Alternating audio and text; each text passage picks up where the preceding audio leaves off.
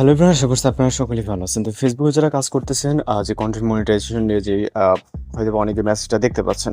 তো এই মেসেজটি মূলত কিভাবে কাজ করবে বা কিভাবে আপনিও পাবেন এবং এটা কিভাবে পূরণ করবেন, এটা এই বিস্তারিত মূলত এই ভিডিওতে আলোচনা করব। তো আমরা সর্বপ্রথম আমরা যদি ফোন থেকে ফেসবুক অ্যাপ্লিকেশনটিকে ওপেন করি, আপনি আপনার মতো করে ফেসবুক অ্যাপ্লিকেশনটিকে ওপেন করবেন। এরপর হচ্ছে আপনি আপনার ড্যাশবোর্ডে অর্থাৎ মনিটাইজেশন সেকশনে চলে যাবেন। ওকে, যাওয়ার পর আপনি এরকমটা দেখতে পারবেন। এখান থেকে বলতেছে আনলক কন্টেন্ট মনিটাইজেশন। যে কন্টেন্ট মনিটাইজেশন যারা পান নাই তাদের ক্ষেত্রে এখানে ফেসবুক যে নতুন আপডেটটা নিয়ে আসছে সেটা হচ্ছে 3 লাখ ভিউজ আপনার হচ্ছে পোস্ট এবং হচ্ছে যে পোস্টগুলো রিলস আপলোড করেন বা যাই আপলোড করেন না কেন, টোটাল 3 লাখ যদি আপনার 28 দিনের ভিতরে আপনার ভিউজ বা হচ্ছে এরকম হয়, 3 লাখ প্লাস হলে সমস্যা নেই। সর্বনিম্ন আপনার 28 দিনের ভিতরে, অর্থাৎ লাস্ট 28 দিন। ওকে, এই যে কাউন্ট শুরু হয়েছে এখানে দেখতে পাচ্ছেন, জুন 19 তারিখ থেকে জুলাই 17। আপনার যে ডেটটা আপনি যখন এটাকে অ্যাকসেপ্ট করবেন সেই ডেট অনুযায়ী কিন্তু কাউন্ট হওয়া শুরু হয়ে যাবে।